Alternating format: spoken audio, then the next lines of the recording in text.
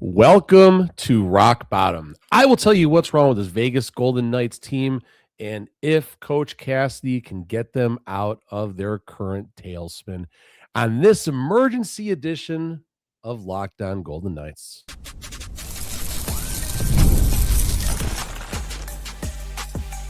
You're Locked On Golden Knights, your daily podcast on the Vegas Golden Knights, part of the Locked On Podcast Network, your team every day. Welcome to this emergency edition of Locked On Golden Knights. I'm Chris Gawlik, one half of the hosting crew of Locked On Vegas Golden Knights. Day one, Vegas Golden Knights season ticket holder. Day one, Silver Knights season ticket holder. Hockey coach, hockey player. On this emergency edition of Locked On Golden Knights, I will tell you what's wrong with this team from an analytical perspective, the eye tests, and if I feel Coach Cassidy can save his job. Yes, that's where we are right now as the calendar turns to 2026. This emergency episode is brought to you by FanDuel. Fridays already feel different during basketball season, and FanDuel is making them even better. Every Friday night before the games tip off, FanDuel gives fans a new way to kick off the weekend with NBA Happy Hour. All right, here we go. Let's talk about things from an analytical perspective. Hey, good news. The Golden Knights are in first place in the Pacific Division. Pacific Division's pretty bad, folks. I don't know what else to say about that. The Golden Knights do have 46 points. Their record is 17, 11, and 12. Or simply put, their record is 17 and 23, with 12 of their 46 points being loser points. The Golden Knights have a goal differential, more on this later, but they have a goal differential of -2, which somehow is tops of this weak Pacific Division. 6 points separates the first place Vegas Golden Knights with the 7th place Calgary Flames. If you want to go a step farther, 9 points separate first to 8th, where the Vancouver Canucks currently sit.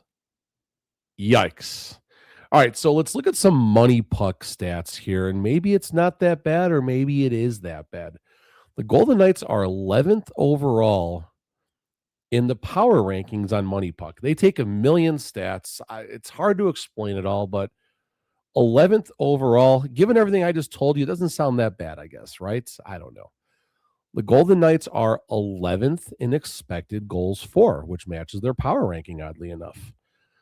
The Golden Knights are 3rd overall in expected goals against. That's third as in they're a good defensive team, according to Money Puck.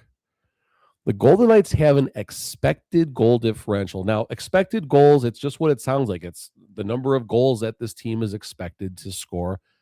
There's a ton of things that go into the algorithm, from who's shooting the puck, from where the puck is being shot from who the goalie. There's a million things. This is one of those spots where you just kind of got to trust the numbers that Money Puck is throwing at us. The expected goal differential for the Golden Knights are plus 21.5. Their goal differential above versus expected is minus 19.5, which makes sense. The Golden Knights are facing a deficit of -2 in the goal differential department. There's a lot to unpack right there. There's so much to unpack right there, because on one hand, Money Puck is telling us this is a good defensive Vegas Golden Knights team. Myself and Tony on about 3 weeks ago, we highlighted the D pairing of Braden McNabb and Shea Theodore, how they were 1st overall in expected goals given up for D pairings that have played at least 100 minutes or greater together. That's a pretty substantial number, but the actual goal differential is a -2 right now. So is it what's happening besides or beyond Braden McNabb and Shea Theodore is probably a question if we had more than 30 minutes to dive in really deeply here. So a number to me that is alarming, kind of looking at the goaltenders a little bit here. Rebound goals against. The Golden Knights have given up 16 rebound goals, and that number feels like it's gone up substantially since Braden McNabb has been out. The Golden Knights have had some issues with interior coverage. We'll talk about that more in our second segment, where I just kind of wing it with the eye test here. So back to the rebound goals against. 16, which is 14th overall, and I think this number is going to go way up. High danger shots against. The Golden Knights have given up 113 high danger shots against. This ranks near the top or the bottom. However you want to look at this, there's only 3 teams that have given up less high danger shots against. So the Golden Knights, again, we have conflicting numbers right now. We have some conflicting numbers where the defensive metrics seem like they're good. So what's the problem? Why are the Golden Knights facing a goal differential of -2 with some of these better than average defensive metrics? Let's talk about our goaltenders right now. Kira Schmid, 21 games played. Aiden Hill, 5. Lindbaum, 7. Carter Hart, 10. Goals against: Schmid, 51. Aiden Hill, 10. Lindbaum, 22. Carter Hart, 32. We're going to talk about expected goals against and where that matches with actual goals against for each goalie. All right, Akira Schmid, expected goals against 49.1. He's given up 51, right on the number. Aiden Hill, 8.9 expected goals against, given up 10, pretty close. Carl Lindbaum, 17.68 and has given up 22. Lindbaum's not ready for an NHL role yet. Give him time. He will be. Did a good job when this team needed him to help in a pinch. Carter Hart, 32 goals against, expected goals against, 24.26. Carter Hart does have an interesting metric where he does measure really well.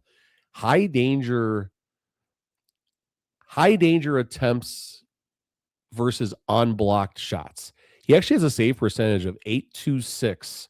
So basically that's in a, oh my goodness, there's someone wide open in front of the slot or a breakaway. The toughest of the high danger chances, his save percentage is 0.826, which ranks, I think it was 7th overall with some of the best NHL goaltenders. So looking at Carter Hart's numbers a little deeper here, since he's had the lion's share of the net, he's done a good job saving some of the most critical scoring attempts. But when you look at his goals against, 32 versus the expected goals against, he's also, as the broadcast would like to point out, he would like to have that one back. And there's been a few of those lately. So what's wrong from an analytical perspective? Again, we're not talking about goal scorer. We're just looking at defense right now in goaltending. The defensive metrics are fair, although I'm concerned about the rebound opportunities going up, and I think that number is going to slide. But right now, today on January the 5th, my number one analytical issue is goaltending. Just simply looking at the expected goals given up versus the actual goals given up. And that'll transition to the eye test into the second segment in a little bit here. But goaltending is a concern. And there was video surfaced of Aiden Hill being back in goalie pads in Chicago over the weekend. I don't look too far into that now. But at some point, Aiden Hill will be back with this Vegas Golden Knights team. And is Aiden Hill going to be more of a problem, or is he part of the solution to fixing what I believe is the number one analytical issue with this Vegas Golden Knights team? And it's the goaltending, mainly Carter Hart at the moment. Will he get better? Maybe. He started hot and he's actually slid. I think a lot of us thought it would be just the opposite. So we will see if things will get better in the goaltending department. Next up, I will tell you what's wrong with this team from the eye test perspective. Don't go away. Welcome back to this emergency edition of Locked On Golden Knights. I am one half of the hosting crew of Locked On Golden Knights, Chris Gawlik. Tony Cordasco will be back with us for Tuesday's show and beyond. Make sure you check out Locked On Vegas Golden Knights on YouTube, anywhere you catch your podcast. Drop a comment, drop a like, drop a sub, all the things the cool kids ask you to do these days. And thank you for checking out this emergency edition of Locked On Golden Knights. I'm going to tell you what I feel is wrong with this team from the eye test. And full perspective, I had my show notes all kind of typed out for the analytics. I had my stats. I got my screen up here that I'm, regurgitating some stats for. My notes here basically say eye test, wing it, and then I have a very short close I'm going to put out. So this is just kind of shooting from the hip a little bit here. Number one issue from the eye test, I am going to start with interior. The defensive interior right in front of the VGK goal.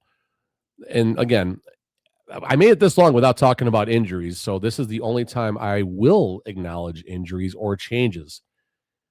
When you got a healthy Alex Pietrangelo in this lineup, or back when Alec Martinez was on this roster, and a healthy Braden McNabb, you didn't necessarily see all these goals from tight from the interior happening, these scoring chances. Go back and watch all of Bertuzzi's goals from the Blackhawks in the Golden Knights overtime loss to a bad Blackhawks team that played the day before in Washington. Inexcusable loss for the Golden Knights. And back to kind of where this goes into the eye test, we talked about the interior coverage and the blown coverages.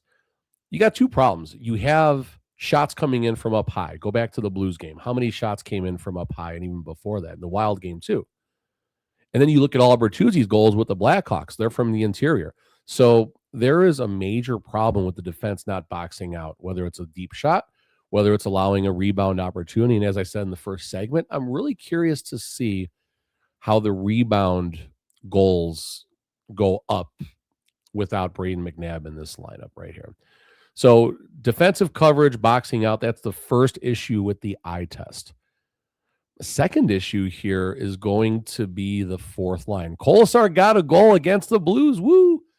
If you go back and watch that goal, I loved everything about it. Sissons creates a turnover from basically the defensive neutral zone. Korczak creates a breakout, finds Kolesar on the boards. Very soft chip play, gets it back to Sissons.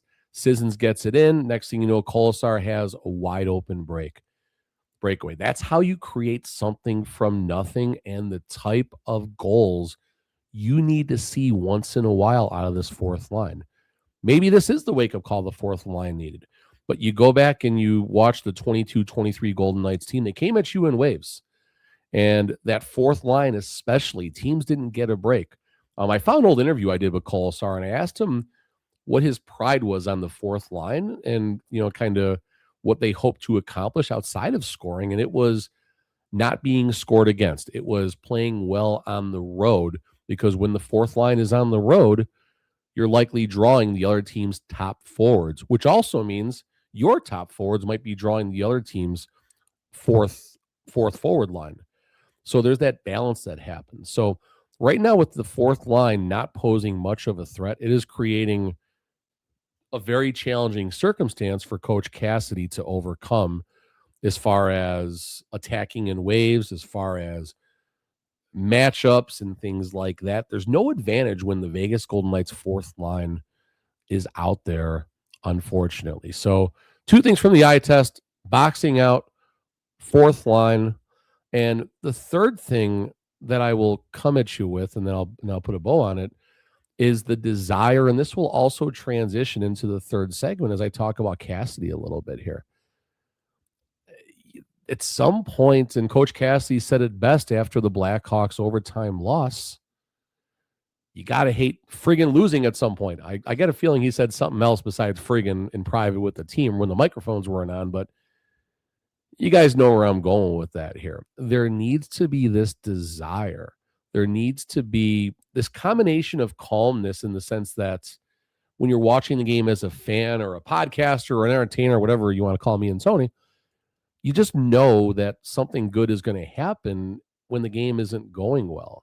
And you saw glimpses of that. You saw a lot of late comebacks, a lot of late third period goals to send the game to overtime, which unfortunately still usually leads to an overtime loss. But you don't have that lately right now.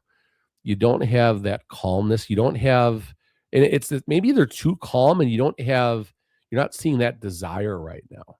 This does not look like, from the eye test, a Stanley Cup winning team. And again, I don't care about the injuries. I really, really don't. You have players getting an opportunity to step up, and you're not seeing it from them. Outside of Mark Stone right now, who is doing his best to drag every player to the fights, you just don't see that fury out there. I mean, yeah, sure, Kolesar stood up for one of his teammates the other day and, basically got ran from the game. Okay, fine. Where's that been all season? I'm not saying about Kolesar getting 14 penalty minutes anytime one of our beloved VGK players gets hurt or knocked out of the game. But at some points, this VGK team, there needs to be some level of fear. There needs to be some level of, hey, we can't take liberties, or Kolesar is going to come and do his thing and do what the enforcer is supposed to do. Or a Brett Howden. I'd say Lazan, but he'd be in the box before it happened anyway. Another issue I can rant on for hours and hours about. So the last thing I will say, and I think this is probably the biggest issue from the eye test, it's the little things. It's the lack of attention to detail. This goes back to the interior coverage.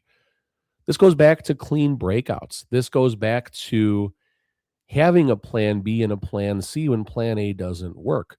Plan A for the Golden Knights is being a very good transition team, very tough off the forecheck, creating opportunities off nothing, whether it's the F1 just simply causing chaos in the other team's defensive zone when they're trying to break out. The Colton Sissons Kolesar connection against the Blues on Friday. Stuff like that. You just don't see that often enough.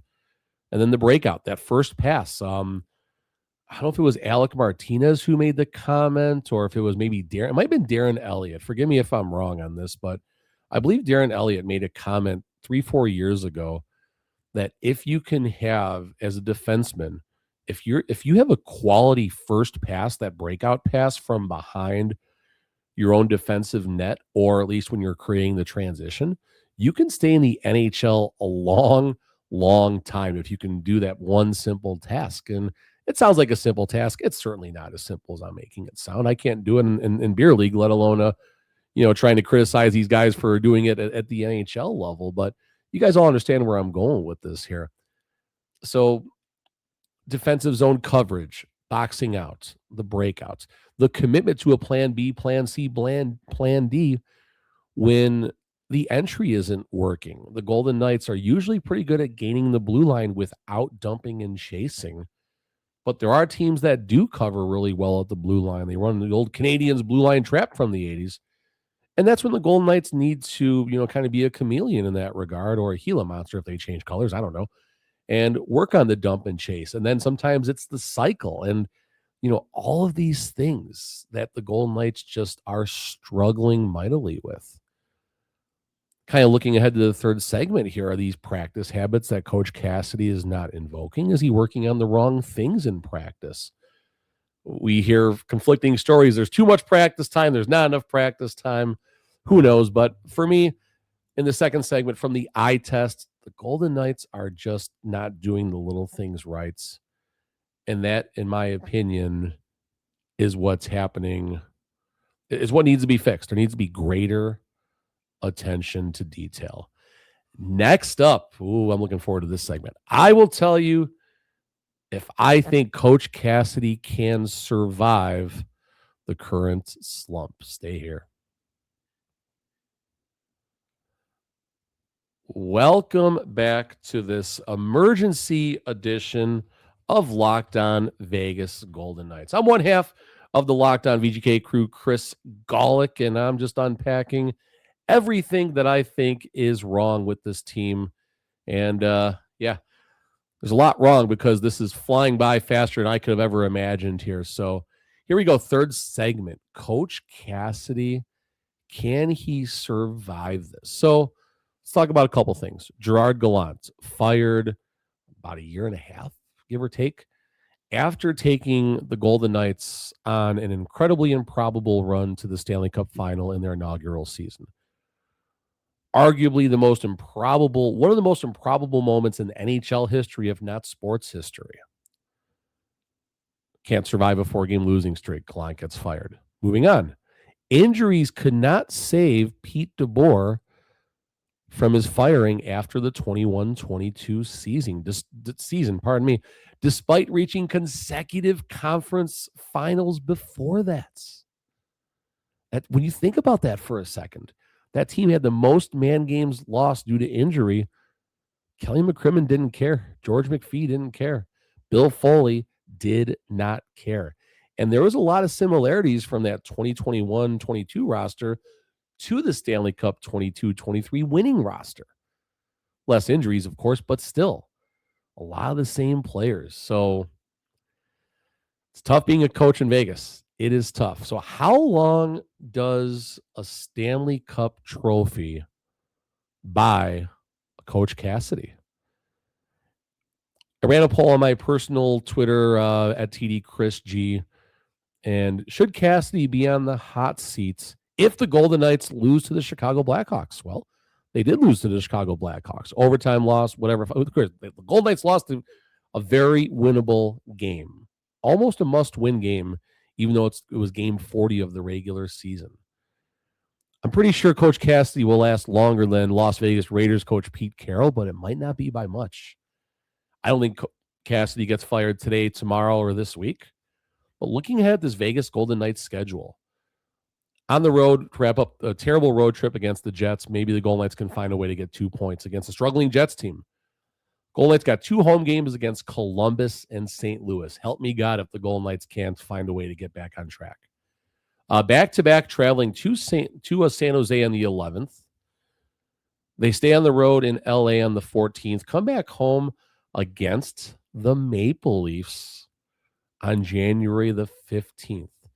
I am circling January the 14th as Doomsday for Coach Cassidy. If better things do not happen in the next 1, 2, 3, 4, 5 games. If the Golden Knights go 1-4 in these next 5 games, Coach Cassidy is gone come January the 5th. Book it. I am saying that right now. If things don't go better for Coach Cassidy in the next 5 Golden Knights games, Bruce Cassidy will not be coaching the Golden Knights when the Toronto Maple Leafs come to town on January the 15th. Okay, now, is Coach Cassidy a great coach? Absolutely.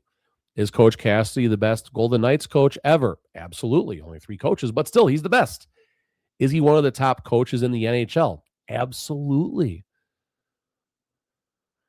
But you have to look at the big picture when it comes to NHL coaches. It's cutthroat, it's ruthless. And oh, by the way, Bruce Cassidy is working for quite possibly the most cutthroat and ruthless organization in the National Hockey League, if not in sports entirely, in the Vegas Golden Knights.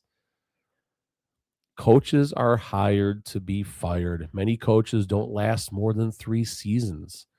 You look at John Cooper, obviously. He's been in Tampa forever. You look at Bednar with Colorado. He's been there for a long time. Outside of those coaches, now Coach Cassidy been in Vegas for hot minutes. Not a lot of coaches have been with their organizations for a long time. I know a couple of years ago, the average shelf life of an NHL coach was about 2.5 years. And when Coach Cassidy hit, I think, the 2-year marker, he was in like the top 5 or something like that as far as most tenure or coaches with most seniority with their current respective teams.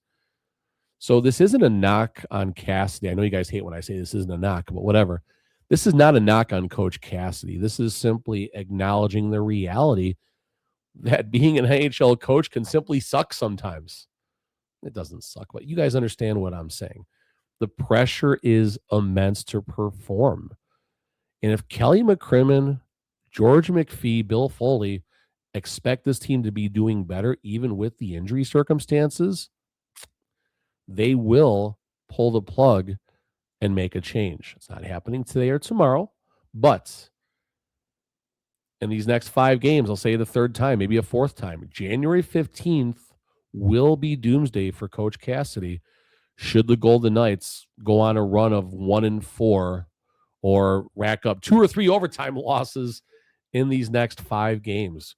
Who would replace Cassidy? It could be internal. It could be external. Could be Ryan Craig. Could be who knows? Who knows? Who knows? But the Vegas Golden Knights will not tolerate, from an expectation level on the ice to the financial implications off the ice. All right. There's always 2 perspectives here about what's happening. And at the end of the day, if Bill Foley's not making money due to his product not performing on the ice, blank rolls downhill, folks. And at the bottom of the hill right now is Coach Cassidy. Does McCrimmon have responsibility in this? You betcha. Quoting Matt Marks in the 3rd period when the AHL fans ask how much time is left in the game, and then he says, "You betcha," when they all thank him. Cheesy, whatever, but you know what I'm saying. So, yeah, that's going to put a bow on it, guys. That's going to put a bow on this emergency episode of Locked On Vegas Golden Knights. Please make sure to check out the Locked On Vegas Golden Knights podcast on YouTube and anywhere you catch your audio podcast. Make sure to like, comment, and subscribe. All of that fun stuff. I am Chris Gawlik. I appreciate you checking out this emergency edition of Locked On Golden Knights, and hopefully we don't see any more emergency editions anytime soon. Have a good day.